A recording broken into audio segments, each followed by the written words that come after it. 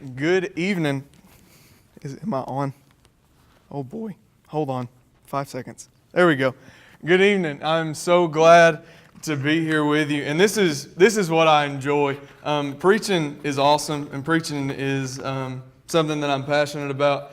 But when you can sit down in a class and just open up God's Word and talk about it with people, then that's what I find to be fun.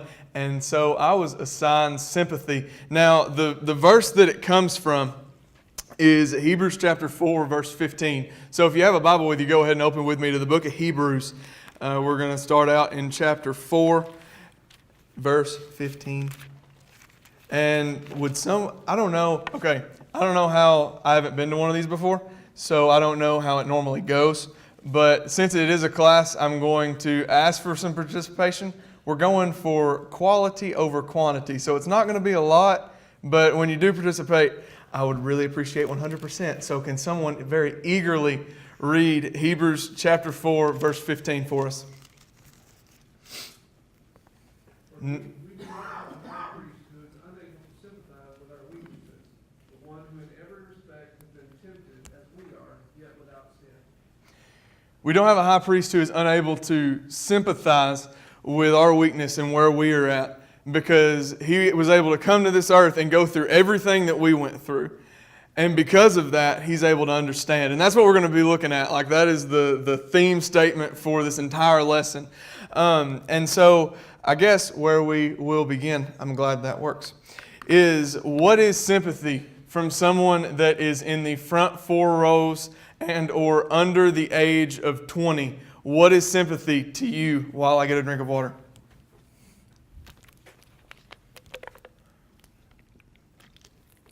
I'll tell you what I told the class that I taught this past Sunday morning. The very first Bible class that I ever taught, I was working at Oak Level Church of Christ, and it was my first Sunday preaching there, and they had me teach the high school class.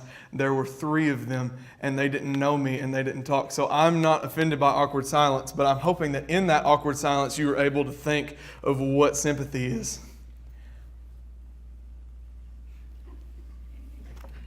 This is Bible class? Oh, yeah, thank you. I'm pretty sure I heard someone that said sympathy to them was able to remove yourself from your current situation and take that and place it into somebody else's situation in order to see it from the perspective that they see things. And that's exactly what sympathy was, and it's what Jesus did, because you think about it, he was 100% God, and at the same time he was 100% man. And the way that he did that and the way that he went about that was through Hebrews 4:15, by coming to this earth, going through everything that a man went through so that he could understand. And that's what makes him the perfect mediator. That's what 1 Timothy 2:5 tells us. He's able to go between us and God, mediate, median, middle. My sister went to college to be a mediator, and so if you don't know what that is, it's a legal person where if you have a trial or a case and you have 2 different sides that are opposing one another, you have the mediator that goes back and forth, kind of like watching a game of tennis or ping pong, and is the person that tries to understand both sides and deal with both of them equally. And that's what Jesus is for us, between us and God, and that's only able to happen, and he's only able to be that middleman because he perfectly and fully understands both sides, our side and God's side, because he was 100% man, 100% God. And that is what's so unique and so amazing, is that he's been there and done that. So whatever it is that we're going through and whatever it is that we're trying to struggle with, trying to get through, know and understand that because of what Jesus did, that he gets it. Now, the illustration that I'm going to use for this is one of my favorite illustrations that I've ever found in the history of ever. And so I'm going to need you to appreciate it as much as I do, even if you don't actually. Meet my friend Thomas. Now, Thomas is from Switzerland. And you may be wondering why he is there like that. Thomas won this, it's a knockoff, it's an IG Nobel Prize. It's a knockoff Nobel Prize, and it's given out yearly, and it's a joke for people doing things throughout the year that are cool enough to get attention, but not cool enough or beneficial enough to get like a real prize. And so you may be asking yourself, well, what did this man do to translate to winning such a prestigious award? And you may be thinking that he was able to change the world in some way, or save somebody's life, or make a difference and a strong impact on an individual. Now, all of those answers would be wrong, because what Thomas did in order to win this prize was he spent a year of his life preparing to become a goat. For 3 weeks. Actually, for 1 week, for one whole year. What he did is he went through this process that you see back here. He made prosthetics so that he would have arms and legs, and they would lock all of his joints appropriately. And he would be able to fully understand and maneuver the way that a goat would. And so you go through everything that he did. He went as far as to go to a neurologist and have his brain stimulated so that it would be less like a human brain, temporarily, less like a human brain and more like a goat brain, so that he could fully understand for 1 week what it would be like to be a goat. Now, he goes out, and he's from Switzerland, so he goes out in the middle of the Swiss Alps and finds a goat farm and proceeds to spend like almost a full week, around half a week out there. And he, he made a feeding system for himself while he was out there. He made an entire costume so that he could blend in with the nature that he was in. And he even says that while he was out there, he had 1 or 2 goats that he was better friends with than the rest of them. So while he was there, he even developed relationships, okay? He goes through all of this, and it leads me to ask the question, why? Why would you do this to yourself? And that is the exact same thing that this journalist walked up and asked Thomas. She sat him down and she said, like, I see what you did and I see the pictures, but why? And he looked at her and he said, from the beginning of time, man has always wondered what it would be like to be an animal. You go back and you see ancient cave drawings, and they're what? Half man, half horse, half man, half goat. And there have been people throughout time that have always been so curious about what would it be like if I was in their shoes, and if I was in their place, or in this case, if I was in their hooves. That's a dad joke. Okay, or not. Thank you. And he said that while he was out there and along the way, he slowly began to understand, and he even began to think like an animal. He had certain struggles and certain challenges. Going down steep hills was not good for him. Making goat friends, the whole eating thing was a challenge for him.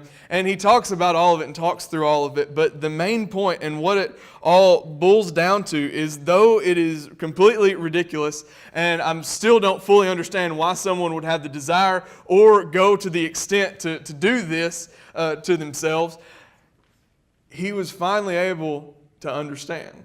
And he was finally able to wrap his head around what it was like to be a goat. And in that, he was able to sympathize. And in a really weird, really odd kind of way, in the same way that I look at this man and say, why in the world would you take all of that effort and all of that time in order to become a goat? In a very similar light, you look at Jesus and you think the exact same thing. You're God. Why? What would possess you and vex you to go through all of that effort and all of that process to become a human? And the reason is because of His love for us, and the product of that love through the process that He went through is He has sympathy.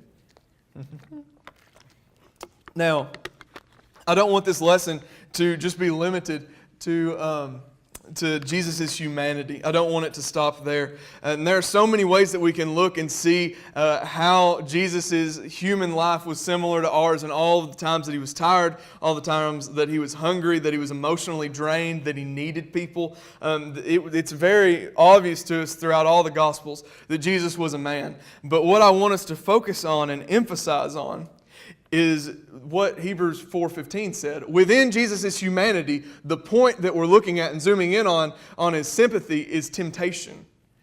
The fact that Jesus was tempted. And when you hear the temptation of Jesus, you automatically think of what Bible passage? Matthew 4. Matthew 4. Matthew 4, that's great, thank you.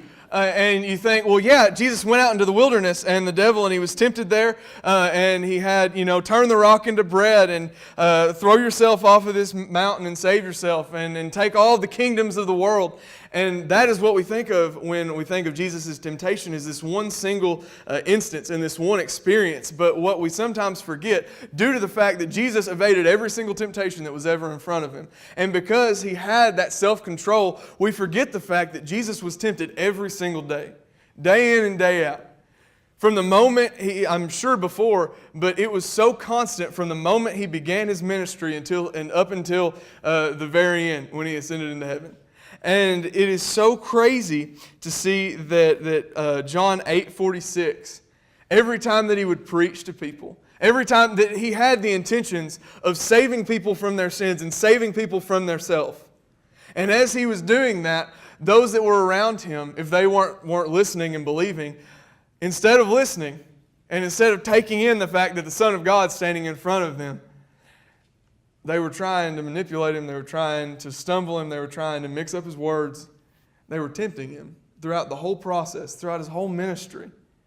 And they didn't realize that what he was doing, while they were trying to discredit him, he was trying to give them salvation. And it goes even further into when you see him on the cross. Imagine, just take 5 seconds and imagine the temptation that he went through while he was hanging up there, and everybody was calling him to prove who he says he is. Everyone was calling out saying, if you're really God, then do this. And they mocked and they spat and they yelled and they heckled, and the whole time he had the power right then and right there to handle it, to show everybody exactly who he was. His life was full of temptation in the same way that our lives are full of temptation. And it's crazy that he was able to be this model of self-control throughout all of it. But since he was able to experience said temptation is the only way and the only reason that he is able to understand. Now, what does all of that mean for us? You have Jesus, and we understand the sympathy aspect that he experienced, that he went through, that he now understands, that he holds, that he uses. What does that mean for you? Well, the first answer is going to be in Hebrews chapter 4, verse 16. If someone would please read that. Not all at once. Let us then with confidence draw near to the throne of grace, that we may receive mercy and find grace to help in time of need. Okay, so because of Jesus' understanding, due to his temptation, we are supposed to therefore do what? Draw near to the throne of what? God, grace. Knowing that because who he is, we can have confidence. That's the first thing. Is in our struggles, every time that we're tempted and every time that we struggle, we're reminded of our humanity, we're reminded of our situation, we're reminded of our need for him. And all of those things, when they come into realization and when it's all clear in your mind, it should take you automatically to the throne of grace, and it should automatically take us to the throne of God, to stand before him knowing confidently that he understands what we're going through. Now, that confidence isn't a confidence in ourselves. It's not a confidence in anybody else. It is this firm and strong confidence in him because of what he did back when he was on earth. The understanding that he was able to gain and grasp through his entire life, through his entire ministry. And because of him being so much stronger than us, we can't defeat our own sin, but he can. And that is what brings us to the throne of grace confidently. And he's able to overcome that sin and defeat that sin that we cannot defeat because he understands it. Does anyone here play football? Sweet. Okay. So when you're getting ready to play a team, your coach and or all of you typically watch what? the other team, game plays, game film. And so what you have is on most every high school football team's off week, their coaches aren't off on Friday night. They're off somewhere getting footage and getting film of the next team that they're going to play. And they bring it back and they watch it. Why?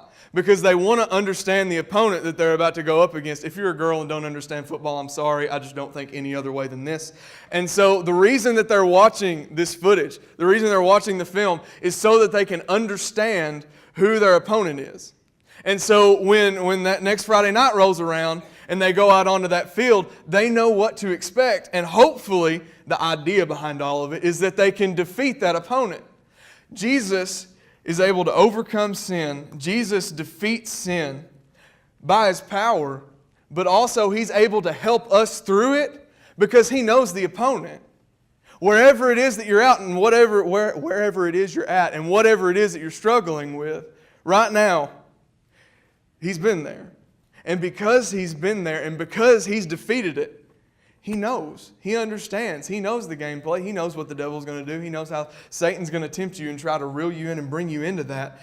And so in going before Him, approaching the throne of grace confidently, we're able to say, Jesus, I know that I can't overcome this, but I know that You've already done it. And because You've already done it and I'm in You, help me to do the same thing.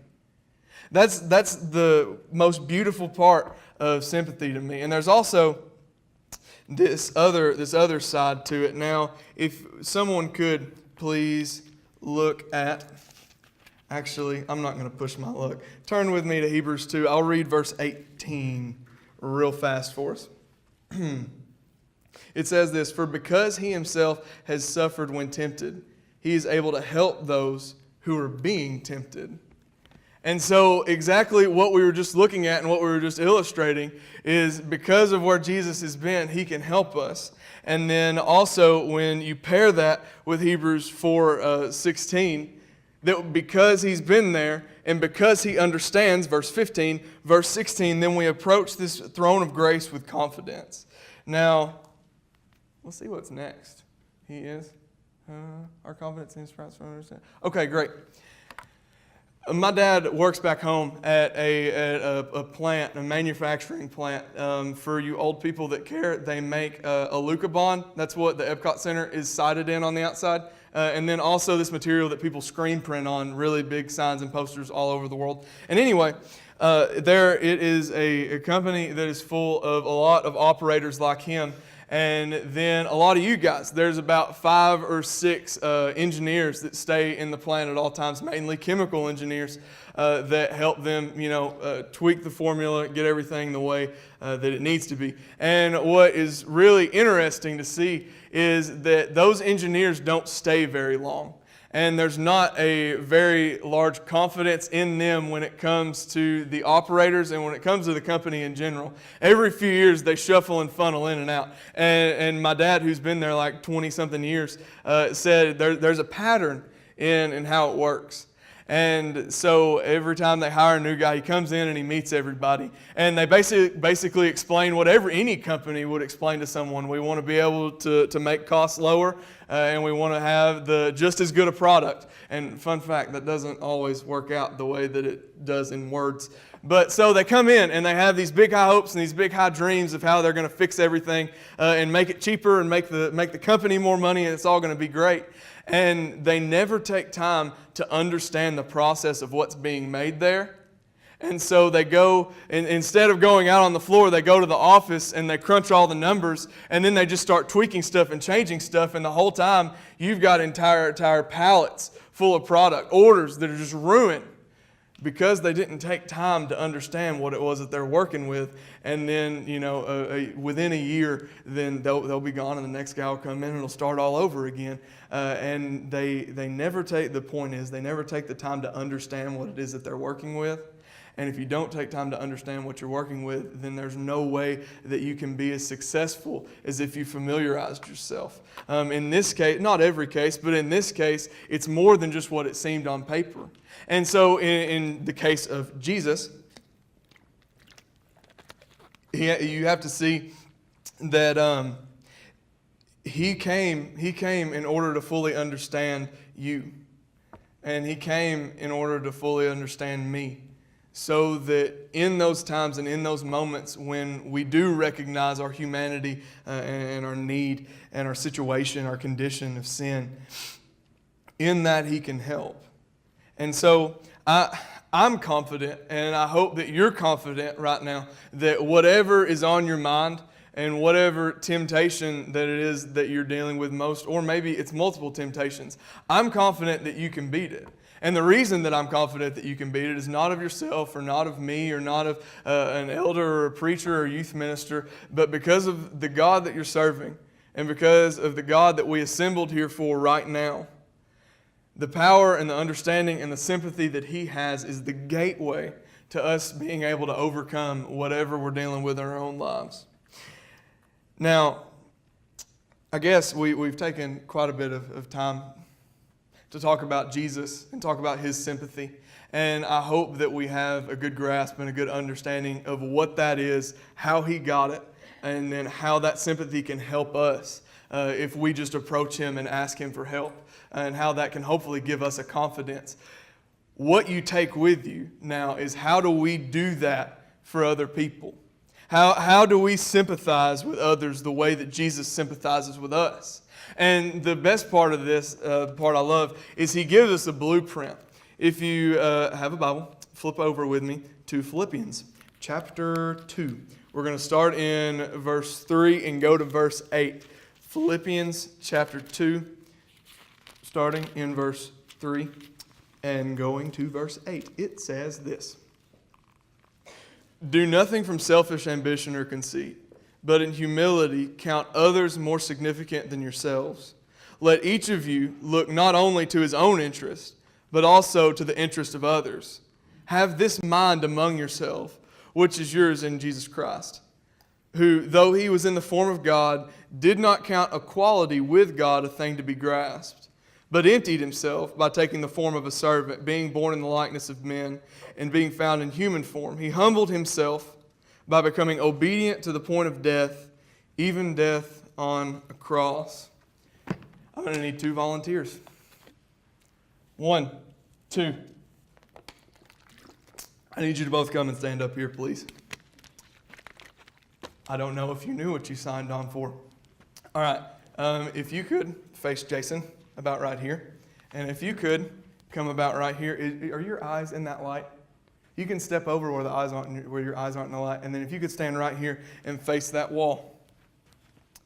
Now, what do you see? I'll give you the mic. What do you see? A wall. And what do you see? Him. You see Jason back there. So these two people have 2 completely different perspectives, and they're seeing 2 separate things.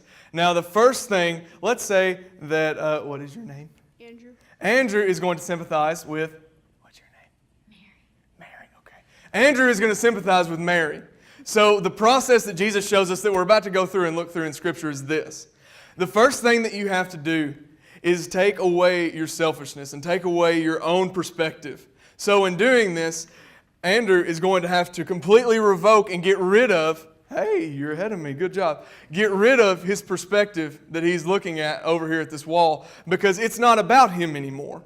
It's not about what he sees. It's not about his own personal interest. He has to give that up. And so that is him turning around. The second thing he has to do is he has to take himself, please travel with me, to about right here. He has to take himself from where he was and his own understanding to someone else and to a different situation and put himself in their shoes. And then the third thing, and probably the hardest thing, is whatever it is and whatever situation they're in, he has to understand, and he has to do whatever it is that he has to do in order to understand. This will be the part where point to him where you're looking and tell him what you're looking at. I'm looking at Jason. Hey, what's she looking at? She's looking at Jason. Hey, look at that. All right, thank you very much. Y'all can sit down. We appreciate your participation here at the Madison Church of Christ Wednesday night youth Bible series. Now, taking that example and taking that situation and looking at it, Jesus completely revoked what he knew and what he understood as being God. Okay? And he set it all aside. I'll send you to the verse because it's really good. Verse 6, who though he was in the form of God, he did not count equality with God a thing to be grasped. So he set aside that position. He set aside his place in heaven in order to do what? To come down here for you and me. And he did it in a way where he took on humanity. And in taking on humanity, he now sees everything from our perspective. The way that we brought Andrew over to stand next to her. And then once he got there, and once he saw everything from an earthly human perspective, then he did whatever it was that he had to do to understand. And as they pointed back both to Jason, Jesus pointed to the cross and he went to the cross. In order to fully understand humanity, he didn't just leave the throne of grace that we talk about, that we go to in Hebrews 4:16. He left the throne of grace for humanity, which is the same as a human trying to be a goat. Like, why would you do that? And he did it in order to understand and go through everything that we've went through. Struggle in every way that we've struggled. But the difference is he came out victorious. And so that same pattern, what that means for me is when I'm trying to sympathize with somebody else, the first thing, it comes in the beginning of that passage, verses 3, 4, and 5, selflessness. You cannot sympathize with somebody if you're being selfish and you're only concerned with your cares and your focuses and your worries and your perspective. We have to completely throw all of that aside and get rid of it, which luckily for us, selflessness is part of being a Christian in the first place. So there's one down. And then the second thing that we have to do is we have to take ourselves not just away from our perspective, but into somebody else's perspective and put ourselves in their shoes. So once we have this change of mindset, we place our viewpoint as theirs, okay? You know, step into their shoes, as you hear a lot. And the last part is we have to understand. And I don't know, because humanity, people, we're so unique in so many different ways that there's not one cut and clear way for me to tell you how to understand somebody or to tell you how to sympathize with somebody. The formula so far is put away us, put away me, put away selfishness, and instead place myself in somebody else's perspective. And the rest is kind of learn as you go. It depends on the person. But it may take listening to them and looking at what they've been through. It may take you trying to place yourself in the home life that they have, or the struggles and the situations that they've been through, or the people that they've lost. I mean, you could go on and on. But it's all for the sake of sympathizing with other people the way that Jesus sympathized with us. And when you live in the middle of an unsympathetic, I'm not a grammar guy. We're going to assume it's one of those. A world that lacks sympathy, the only way that people are going to see it, and the only way that some people are ever going to see the sympathy of Jesus is not going to be in this book. It's going to be through you. And it's going to be through me. And it's going to be at school, and it's going to be at practice, and it's going to be at work, and it's going to be when the rest of the world doesn't care, and when the rest of the world has their own problems and their own worries. There needs to be that one person. There needs to be that one individual that's shining as a light. That one individual that's taking Jesus with them to that person and just trying to understand. And in doing that and in finding that sympathy, the possibilities for who you're showing it to are absolutely endless. Yeah, that's what we just went through, sympathizing like Jesus 101. Okay, when can I apply this? What situations does this fit into and does this apply to? The short answer is anytime you interact with any person in any way, you should sympathize with them before that interaction. If you want something a little bit more concrete than that, which I completely understand, I would want something more concrete than that, is before you judge somebody, Let's say that you take somebody, whether it is their first impression or judging somebody that you've known a long time, that did something that just really takes you aback and makes you raise your eyebrows. Like, I thought, we've grown up going to church together. Why did you do this? Or I've known you for years. I don't understand.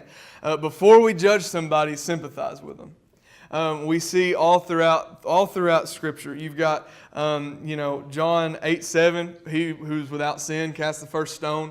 You have passages like Matthew 7, Romans 14 that all talk about not judging people. And the way that we go about that, and one of the ways that you can handle that, is before you judge somebody, sympathize with them. And something that I've found kind of cool is that when you do that and you try to understand someone, you can begin to understand their decisions. I have to do preacher interviews. I have to do 10 of them this summer, so like for the internship for Mike. And one of the people that I interviewed yesterday was John Dale. You either have no clue who that is and is like, whoa, you have John Dale's phone number? Yeah, I've got John Dale's phone number. Anyway, so that was a joke. I was just kidding. Y'all didn't laugh. Talking to John Dale, and he told me about when he first got to Glendale and he first started working there, that one of the things that he did was he taught this class of people your age, actually. And there were two of them in there that he just couldn't wrap his head around. Like, he didn't want to teach the class because of these couple of guys. They were troublemakers, and they were smart-mouthed, and they were quick-witted, and they made it hard for him to teach, and he really didn't enjoy it. And in all reality, I don't understand why they were there in the first place. He said, and then he talked to the elders about it, and they said, what does that mean? 5 minutes? Oh, boy. And the elders told him, go and see their home life. And so he took the next day and visited both of those guys' homes, and he saw what they went through on a daily basis when it came to parents or the lack thereof. And he said, then I understood. Then it made sense. Once I got out of me and out of my world and out of my one time that I see that person and stepped into their world. He said he befriended both of those guys, took them under his wing, had them help him teach the class, and brought both of them to Christ in the process. He didn't say it like that. He's a very humble man. But anyway, so when you judge people, for the whole 5-minute thing, we'll speed through these next two. When you minister to people, when there's somebody that needs Jesus and you tell them about it, there might be someone based on their situation that really need it handed to them and presented to them softly in that way. And then there's other people that have a little bit of a tougher shell that are harder to crack, who really and genuinely are just seeking truth and seeking facts, and you need to just give it to them, just without holding any punches and without beating around any bushes. And then just overall, when you talk to people, whether it's a Christian, whether it is somebody that's not a Christian, when you have a conversation with someone and you're running through your head, should I say this? Take it through a root of sympathy based on who they are and what they've been through. And in that, I guess, it'll make you more considerate. Considerate's one of my favorite words. And so I guess that's how we'd be more sympathetic, looking at what people need, where people have been, what they've endured, what they've been through, and in that trying to understand and treat them as if we understand the same way Jesus treats us, because he understands what we've been through. Now, I'm supposed to offer an invitation. So here is your sympathy invitation.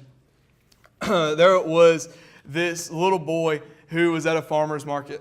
And he was walking around, and there was this old farmer that, he was selling, he had vegetables and fruit and what have you. But his dog, his hound dog, had also had a litter of puppies. And so they were sitting in a little crate cage thing, fence, I guess. And the little boy, every time he would walk by, he would stop for 5 or 10 minutes and play with the puppies. Like he loved them. And so the day went on, and the farmer had only gotten rid of a couple of them, still had like 4 left. And he's thinking to himself, man, I really don't need to raise these dogs.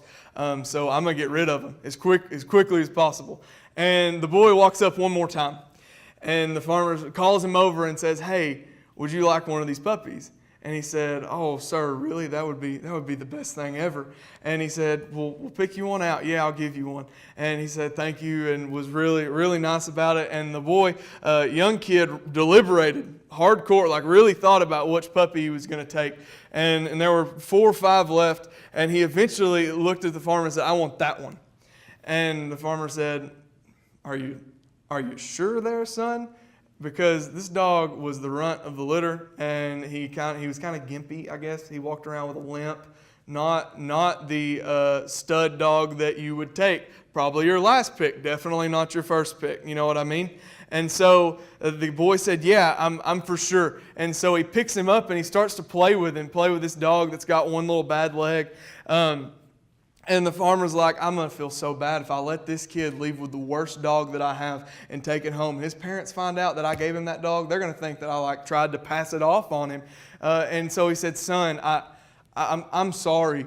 When I said that you could pick any dog you wanted, I really didn't think that you would pick that one. Please don't take that one. Please take one of the other ones because they're better, they're stronger, they're not the runt, they're bigger, and they all have good legs." And the little boy looked down at the dog that he was told he couldn't have anymore, and he was hurt. He was sad, and he kind of hugged it and he held on to it and he looked at the man and he pulled up his pant leg and he said, "Sir, I just think he wants somebody that understands." Looks down and the boy has a prosthetic leg. We have a God that gave up from himself to come here to understand and sympathize with us. Through everything that he could have had and everything that he does now have, he set that aside and didn't care about him. And for you and for me came and went through what we went through, not only so he could understand, but so that we could benefit from that understanding in salvation and then every day thereafter with every temptation that you and I go through. So as we sing this invitation song, the question that I want to ask you is, what do you need Jesus to sympathize with you about and help you through this evening? If it's a matter of salvation and you want to be baptized, let's do that. Let's handle that. Let's make it known. Or maybe possibly you're already a Christian and there's something that you're struggling with and you know that only God can sympathize, but he gave you this blessing of a church to help you through it and pray with you through it. And if you want to take advantage of either of those, please make that known as together we stand and as we sing.